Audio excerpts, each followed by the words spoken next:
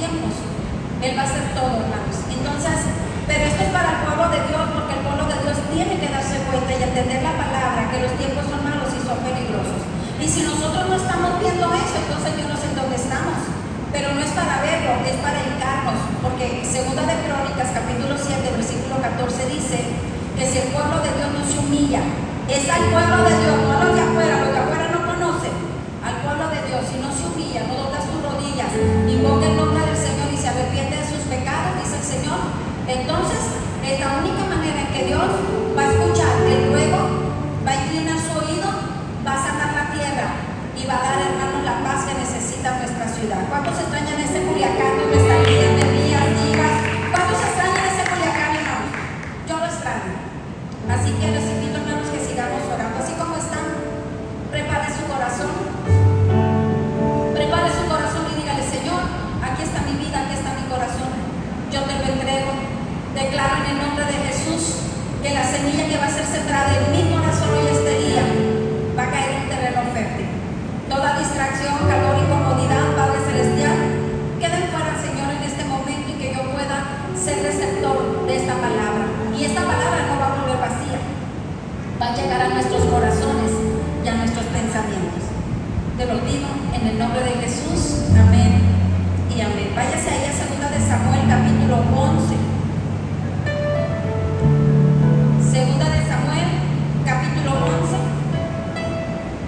Versículo del 1 en adelante, vamos a estar dándole lectura a la palabra de Dios, hermanos. Gloria a Dios. Yo le felicito, hermanos, por estar en la casa de Dios. Entre las cosas más lúcidas que tiene mi papá, que ayer estuvo dedicado, hermanos, nos da cada susto. En esos momentos de lucidez, él siempre pregunta: ¿ya vamos a ir al culto? Mi papá tiene ya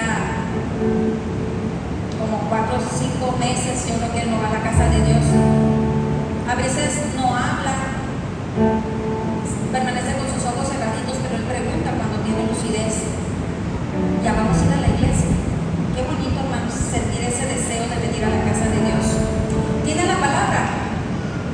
Dice el versículo 1: aconteció al año siguiente, en el tiempo que salen los reyes a la guerra, que David envió a Joab y con él a sus siervos y a todo Israel, y destruyeron a los amonitas y sitiaron a Rabá. Pero diga conmigo: pero David se quedó en Jerusalén. Y sucedió un día, al caer la tarde, que se levantó David de su lecho. ¿A qué hora se levantó este hombre? No sabemos. Y dice: y paseaba sobre el terrado de la casa real, y vio desde el terrado a una mujer que se estaba bañando, la cual era muy hermosa. Y envió David a preguntar por aquella mujer, y le dijeron: aquella es Betsabé, hija de Eliam, mujer de Urías Eteo. Y envió David mensajeros y la tomó, y vino a él, y él durmió con ella. Luego ella se purificó de su inmundicia y se volvió a su casa. Y concibió a la mujer y envió a hacerlo saber a David, diciendo: estoy embarazada, estoy encinta. A raíz de mi caída, hermanos, saqué un sermón que realmente no es pero yo pensaba: Señor, ¿cómo puedo aplicar esto que me pasó a mí? ¿Cómo lo puedo aplicar con una historia de la Biblia? Y por eso este sermón se llama ¿cómo duele meter la pata? O más bien, ¿cómo duelen las caídas? Para que no se oiga tan así grotesco, ¿verdad? ¿Cómo duelen las caídas? ¿Alguien se ha caído alguna vez y le duele, hermano? O se levanta como los niños cuando nadie lo ve, como si nada. No, pero por dentro se está muriendo del dolor. No así cuando alguien te ve y no te duele, pues lloras, ¿no? Para que crea la gente que te está doliendo mucho. Bueno, resulta que mi experiencia yo lo quise aplicar. Yo me caí, pero yo no tenía ninguna intención de caerme, hermano. De verdad que no. Yo no salí de mi casa, me fui al lugar que andaba buscando, el Didi se pasó de largo y yo no llevaba la mentalidad que precisamente en ese momento y en ese lugar yo me iba a caer, porque uno nunca predice las cosas, ¿verdad? Aunque la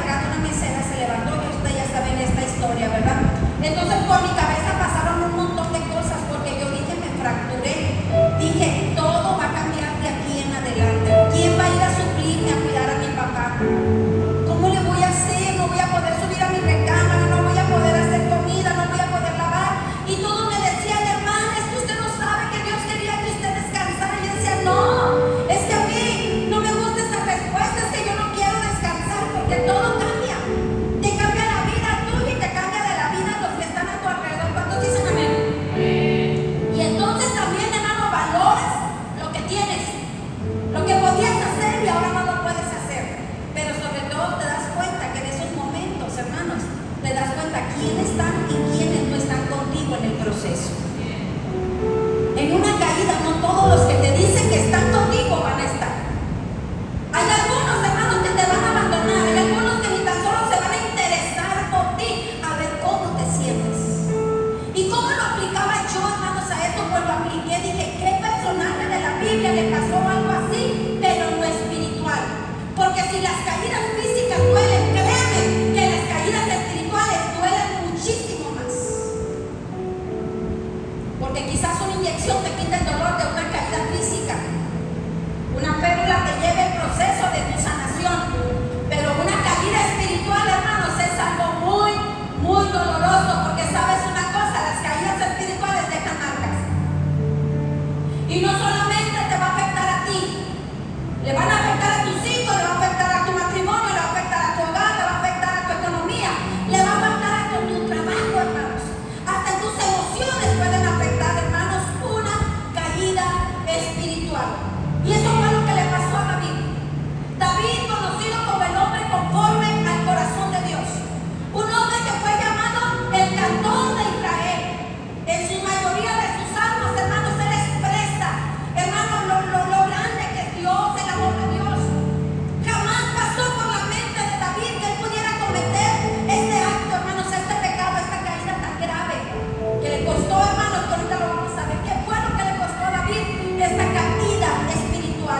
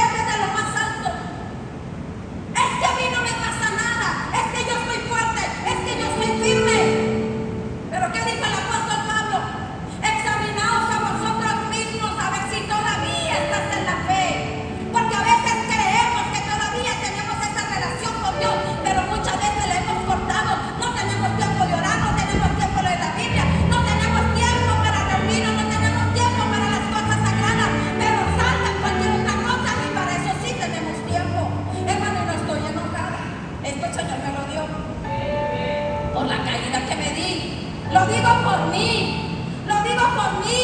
porque en este tiempo he tenido la oportunidad de adelantarme en todos los devocionales y que no se me aplasen. He tenido más tiempo para orar, he tenido tiempo para dedicarme a la palabra de Dios. Y dije, Señor, cuán lejos estaba de ti. Y sabes una cosa, cuando David estaba en lo más alto de la montaña, empiezan las guerras, porque era tiempo de primavera, estaba todo seco, no había lugares lodosos, y entonces las naciones hacían guerra para ganar territorio. ¿Y qué cree? David pensó que esta guerra donde sus soldados iban a ir era cualquier guerra. Estaba confiando en sus soldados, estaba confiando en Joab como el general del ejército, y él dijo, vayan ustedes, yo me quedo ¿en dónde? ¿En dónde me quedo? Dígame, hermano. En casa. Gracias, Anita. Yo me quedo en casa. ¿Ha escuchado usted la frase del pastor que dice, hermano, en su casa peligra? Hermana, ¿cómo voy a peligrar en mi casa? Cuando usted, hermanos, tiene una responsabilidad y compromiso con Dios. Hermana, pero los que no vinieron, ellos sí. También se lo estoy diciendo a usted porque muchas veces nos puede pasar. Cuando es tiempo de estar luchando, guerreando en la casa de Dios, por tu matrimonio, por tu hogar, por tus hijos, por tu economía, por lo que tú quieras, a veces, hermanos, nos salen tantas cosas. Y yo no estoy diciendo que a veces, hermanos, es necesario, o tienes tu contratiempo, o tienes tu compromiso, pero no más porque sí, no. Porque el compromiso no es con los pastores, el compromiso no es con el hermano fiel, el compromiso es con aquel que salvó, que rescató mi vida, y yo tengo que ser agradecido con Dios. Aquí uno viene a afilar sus armas, aquí uno viene, hermano, a fortalecerse, porque allá los enemigos, hermanos, están listos para destruirnos. Y David, hermanos, se confió, y David dijo, a mí no me pasa nada, es más, ni eso pasó por su mente, jamás pensó, hermanos, pensó en pecar. A veces uno no piensa, pero cuando tú no lo piensas, el enemigo ya está armando su plan y está diciendo, el hermano está bien confiado, pero le voy a poner una tentación tan buena, que no va a ser capaz de rechazarla. Pero cuando sabe que el enemigo siempre te muestra la tentación, pero nunca te dice cuánto tienes que pagar por ceder a una tentación. Qué tremendo. ¿Le ha pasado? A veces hay metidas de pata que son pequeñas, pero hay unas metidotas de pata, hermanos, que la van a sufrir tus hijos, tu casa, tu hogar, tu economía. ¿Y qué pasó con David?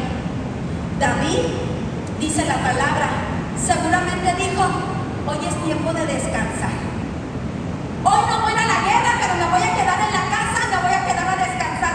Yo no sé a qué hora se levantó David, pero dice que él se levantó de su lecho, y no creo que haya sido de noche, debió haber sido durante el día, que cuando él se levantó y salió al terrado, créanme que no creo que David usara el terrado seguidamente, hermanos, porque el pastor que está aquí dentro y Panchito que también está aquí, ¿para qué se puso el terrado? Para nada. Cuando mi esposo estaba construyendo la casa, yo le dije, viejo, tiene un balconcito que sea chiquitito, ponme un balcón. No, mija, es que la escalera va a estar reducida. Yo no sé, tú ponme un balcón. Pues me puso el balcón, y los que han ido a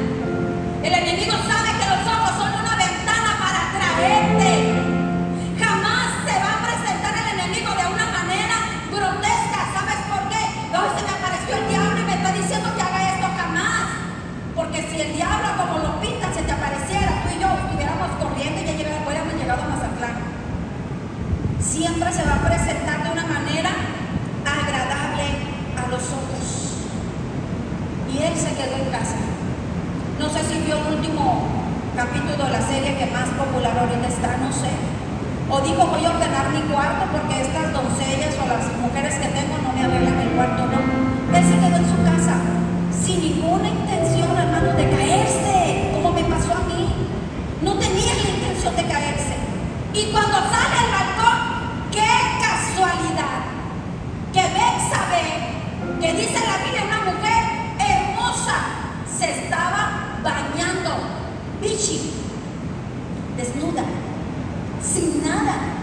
Era hermosa, tenía atributos, sí, tenía atributos, pero ¿a quién, hermanos?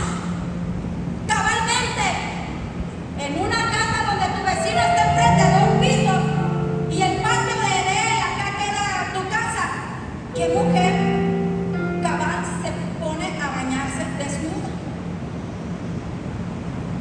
Seguramente ella supo por su esposo Urias que David no iba a ir a la guerra. Y el enemigo trabajó tanto en David como trabajó en quién, en Betsabé. Y cuando él la vio, él lo dijo, cruz, cruz, que se vaya el diablo y venga Jesús. No, él huyó del lugar.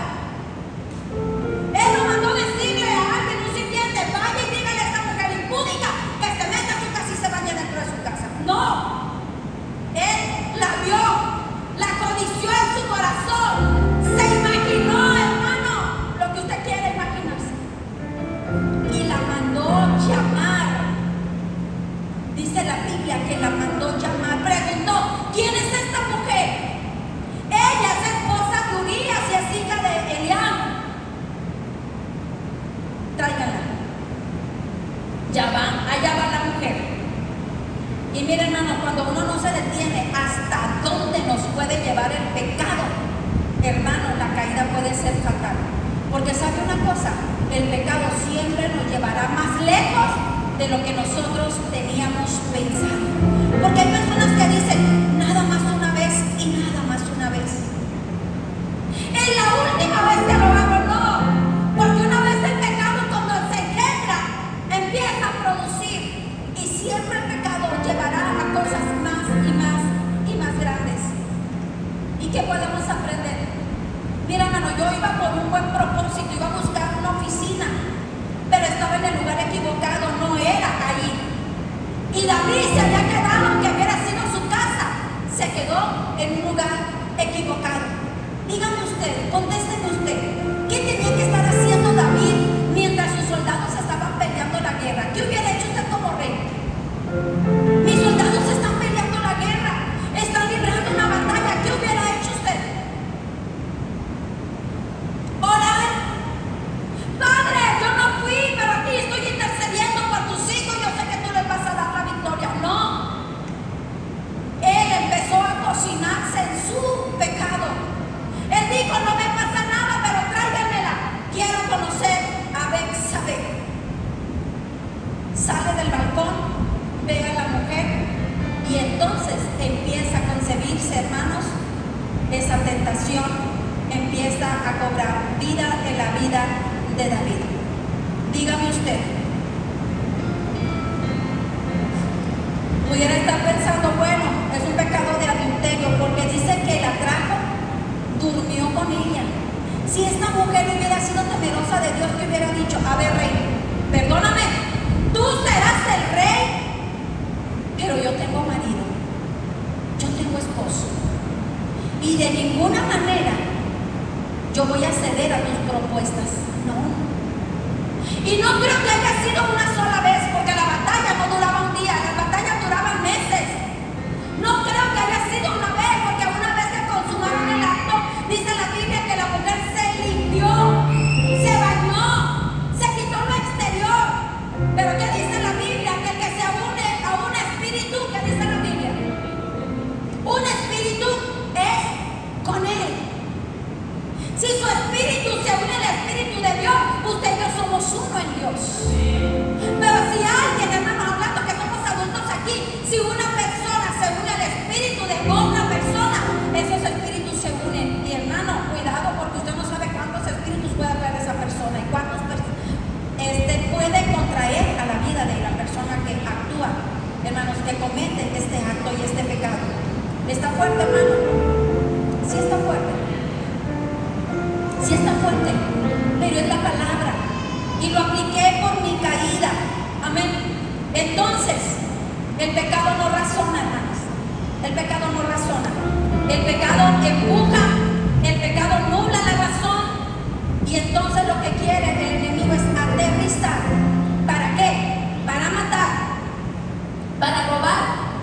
destruir espiritualmente, pero también afecta en lo material y afecta en lo físico.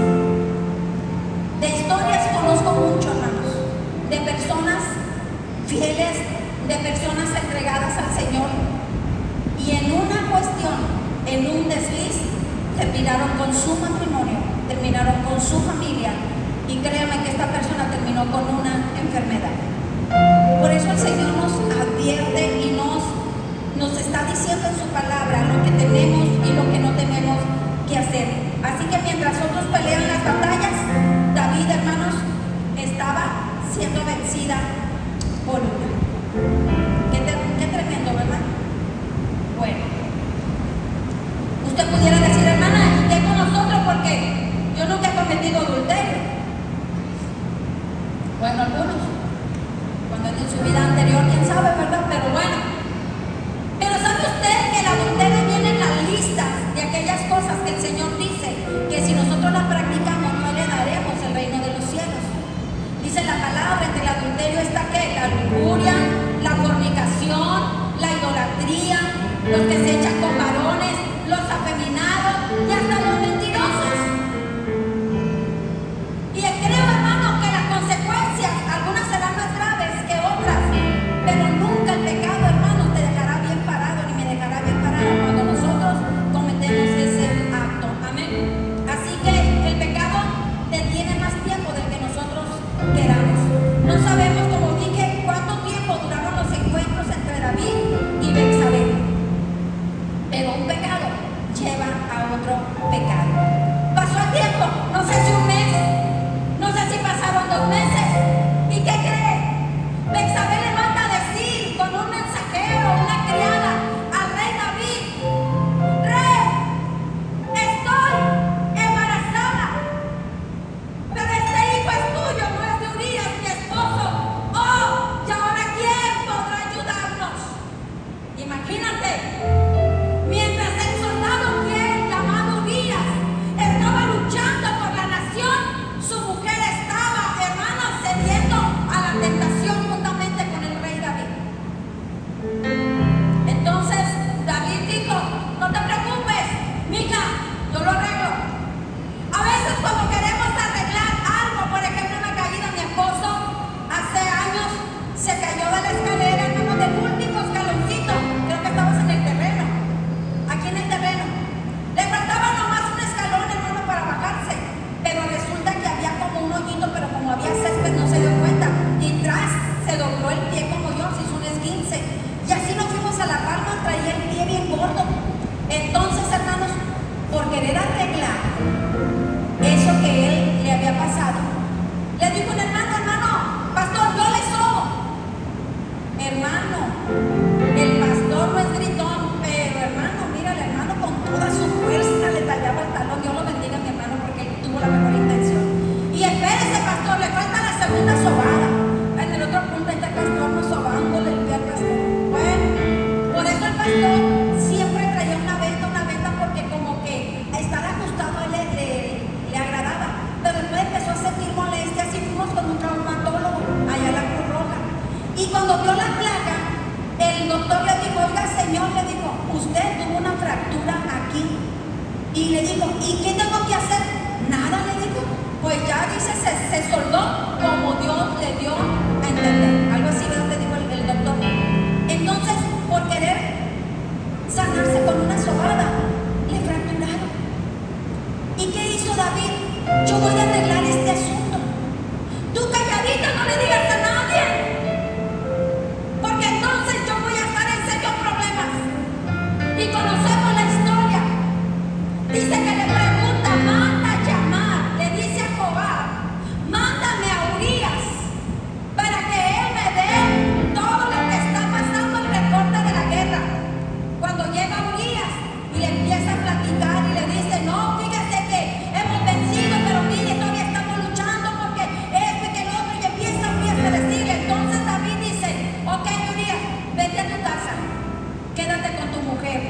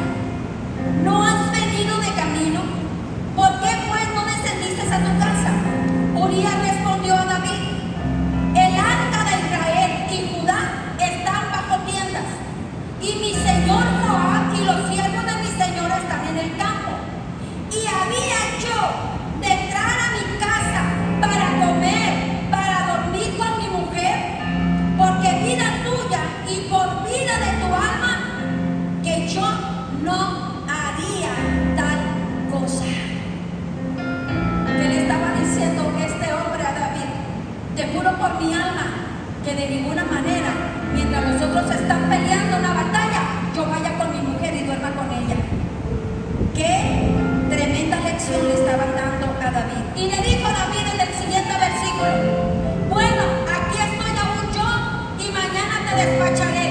Y se quedó Urías en Jerusalén aquel día y el día siguiente. Y David lo convidó a comer y a beber con él hasta que se embriagaron. Y él salió a la tarde a dormir en su cama con los siervos de su señor, mas no descendió a su casa. Dijo a los borrachos y borrachitos: pues lo llevo a su casa, que lo lleven a su casa. Ustedes cuántos saben, hermano, que no lo puedo hacer ahorita, ¿no? Pero me sale muy bien y nunca he tomado. Y yo creo que ahí va a morir, no todo así como que embriagado, y va a buscar su casa, y cuando llega a su casa se acuerda, y ahí va para atrás, hermanos, otra vez, a dormir con los siervos. Y le dicen a David: venido la mañana, pues se dio cuenta David que no había ido a su casa. Entonces, ¿cómo la gente iba a decir que el niño era de Urías si Urías no había ido a su casa? Venida la mañana, escribió David a Joab una carta, la cual envió por mano de Urías. Y escribió en la carta diciendo: pone a Urías al frente en lo más recio de la batalla, retiraos de él para que sea herido y muera.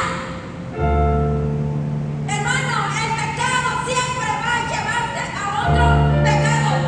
Una mentira te llevará a otra mentira. Un pleito te llevará a otro pleito. El primero cometió adulterio. Y ahora, ¿cómo hago? ¿Cómo limpio este pecado? Mando matar a Urías. Urías no era para estar al frente de la batalla, pero le manda al general y le dice: cuando la batalla esté recia, me lo pones a él ahí para que muera, porque muriéndose él, acabado el perro muere, se acabó la rabia.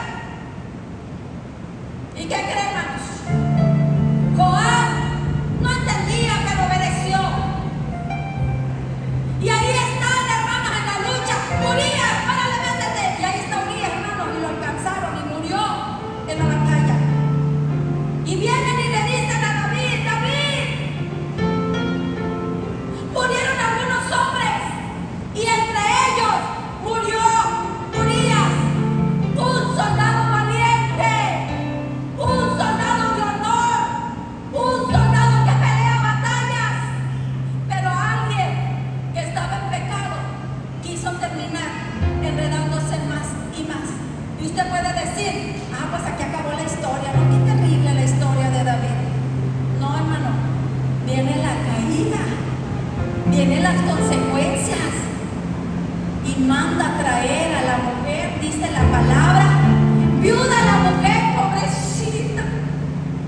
¿Quién se va a compadecer de la viuda alegre, digo, de la viuda amargada?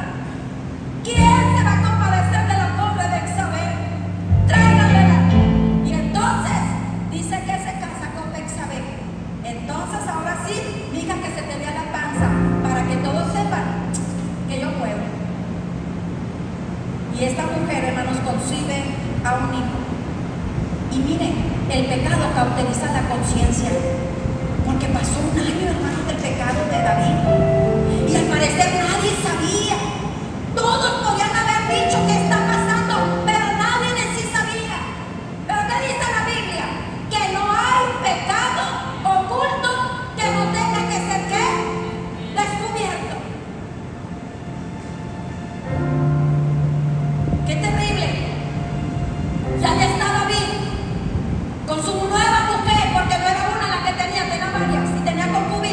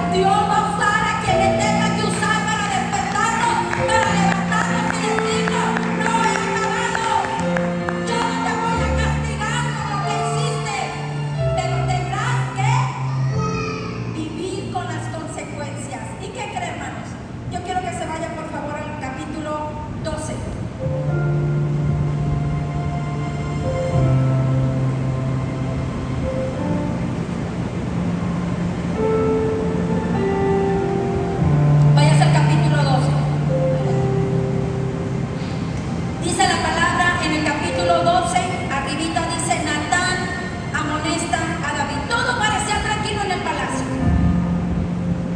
El niño había nacido. David estaba feliz con su bebé. Y todo parecía tranquilo. Pero no había alabanzas en el palacio. No había cánticos del cantón de Israel. Eso pasa cuando el pecado está, hermano. Dejas de cantarle para Dios y empezamos a cantarle al mundo. Ya se nos hace fácil poner una de la vaca del barrio y poner una de los, a ver, dígame usted, de la Jenny Rivera, ¿por qué no? Tú no sabes, Dali. Y es más fácil poner. Es más fácil ya. Ay, qué bonita canción, no dice nada de malo. Pero tampoco te va a llevar a algo bueno. Yo no estoy diciendo que no las escucho porque hay canciones románticas muy bonitas. Como mi linda esposa que le encanta tanto a mi papá para mi mamá.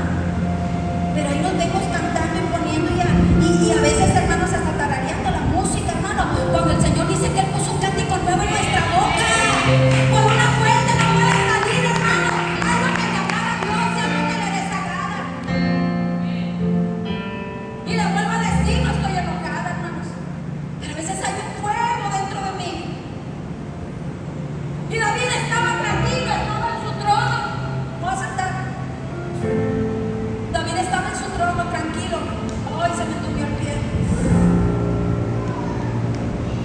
Estaba tranquilo en su trono. ¿Y qué creen, hermano? Le llegó una visita. ¿Cuánto le gustan las visitas en su casa? Sí. ¿A cuánto le gustan los cobradores en su casa? Le llegó una visita, hermanos, a David. ¿Y quién cree que era? El profeta Natán. Los profetas de aquel tiempo no son como los profetas de ahora. La gente dice: va a venir un profeta, y la gente corre, se alegra a buscar a los profetas. Antes no. Llegaban los profetas y la gente decía: ¿qué nos irá a decir? ¿Qué noticias, qué mensaje de Dios nos irá a dar? Porque ellos hablaban palabras de Jehová. No hablaban y te decían: te voy a prosperar, viene un trabajo nuevo, viene un esposo nuevo, viene un hijo nuevo, viene todo nuevo. No. Cuando Natán llega, yo me imagino que los del palacio dijeron: ¿qué pasó?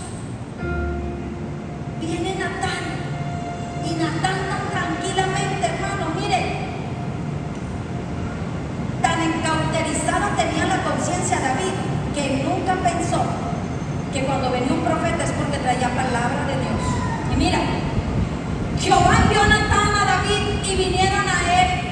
Y viniendo a él le dijo, le contó una parábola. Había dos hombres en una ciudad, Urías y David. El uno era rico, David, y el otro era pobre, Urías.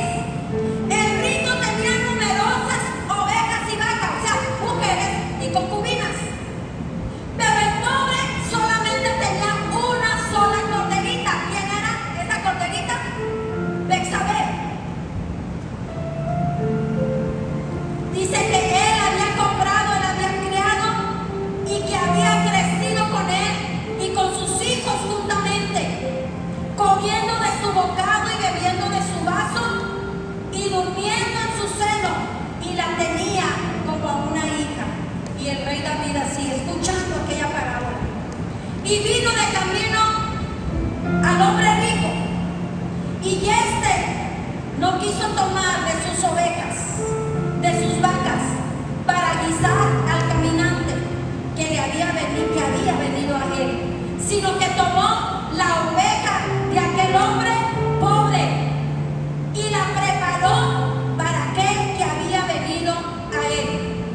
Entonces encendió el furor de David de gran manera, porque él pensó que lo que le estaba diciendo era algo que realmente había sucedido, que había venido un hombre rico y que había un hombre pobre y vino un caminante, y aquel hombre rico no quiso sacrificar a alguna de sus ovejas, sino a la oveja de aquel pobre. Y entonces dice que la ira, el furor de David se encendió en gran manera contra aquel hombre, y dijo a Natán: vive Jehová, que aquel que hizo esto es digno de muerte y debe de pagar la condena con 4 tantos, porque hizo tal cosa. Y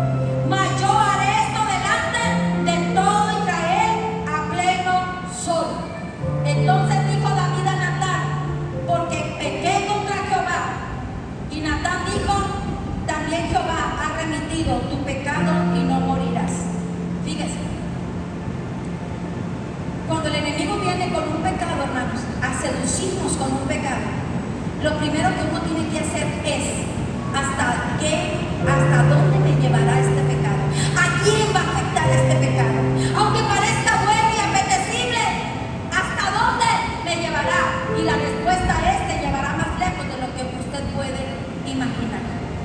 Y hermano, fíjese lo que pasó. Graves fueron las consecuencias. Dios le perdonó la vida a David, porque según la ley él merecía la muerte, pero él se arrepintió. De ahí viene el Salmo 51 que dice: ten piedad de mí, oh Dios, ten piedad de mí, conforme a tus misericordias. Él se arrepintió en ese momento. El hijo, hermano, de ese adulterio muere. Sus hijos, hermano, le causan tantos males a David, porque Dios le dijo: de tu propia casa se va a levantar el mal, porque lo que tú hiciste en secreto ahora va a ser en público. Tus mujeres van a ser tomadas por los hombres delante de tus ojos, y tus hijos se van a levantar contra ti. Y miren, ¿qué pasó? El pecado le dejó tan marcado que uno de sus hijos violó a una de las hijas de David. Y el hermano, de la violada, mató al que la violó. David no pudo, hermano, decirle: ¿por qué hicieron esto? ¿Por qué cree que no tuvo el valor de decirle a sus hijos: ¿por qué violaron a tu hermana? ¿O por qué mataste a tu hermano? ¿Por qué cree? ¿Por qué cree que él no pudo decirle a sus hijos nada? ¿Por qué? Porque él hizo lo mismo. Porque los pecados que uno comete se repiten. Y lo más triste, hermanos, de todo esto es que uno no se da cuenta que puede pasar de todo cuando uno no reacciona.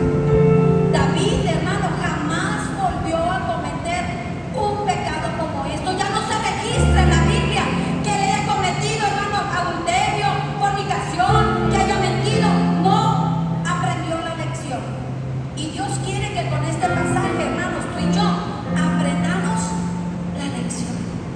Que nos fijemos, hermanos, en la vida por donde vamos caminando.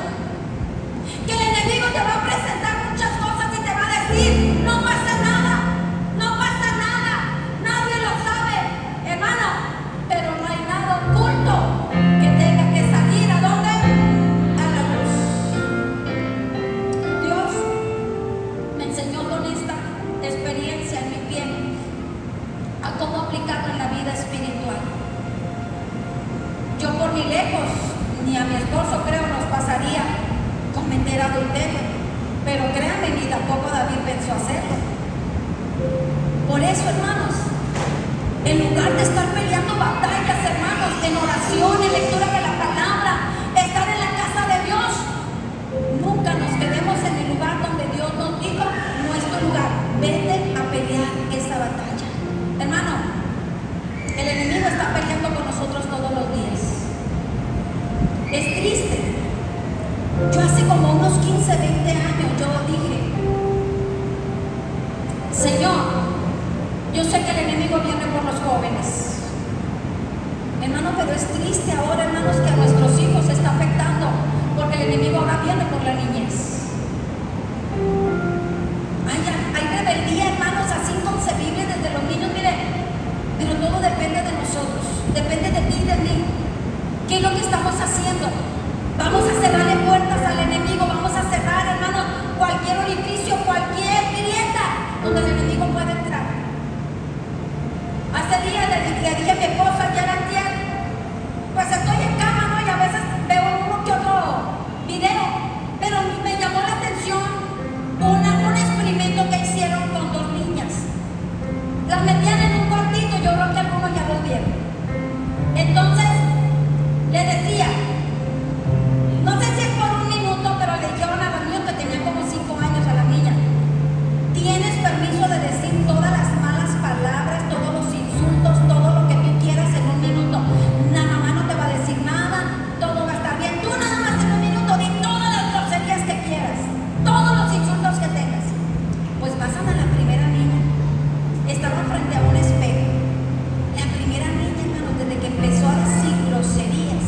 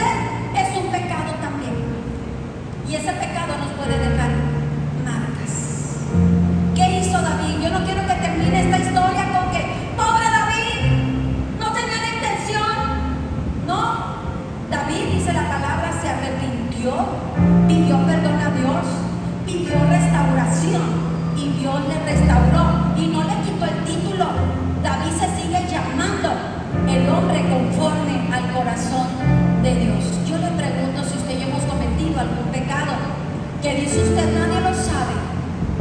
Hoy puede ser el momento en que podamos decirle al Señor: Señor, perdóname, porque yo sé que tú eres especialista en desenterrar aquello que nadie sabe, pero que ante tus ojos están al descubierto.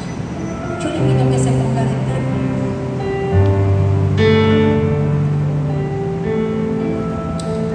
Yo quisiera que usted y yo desbaratáramos los planes del maligno, porque el enemigo es muy astuto y quiere tenerte en culpa. Él no quiere que tú te levantes de la culpa que te hace recordar que algo hiciste mal. Él quiere recordarnos que la caída que tuviste fue por causa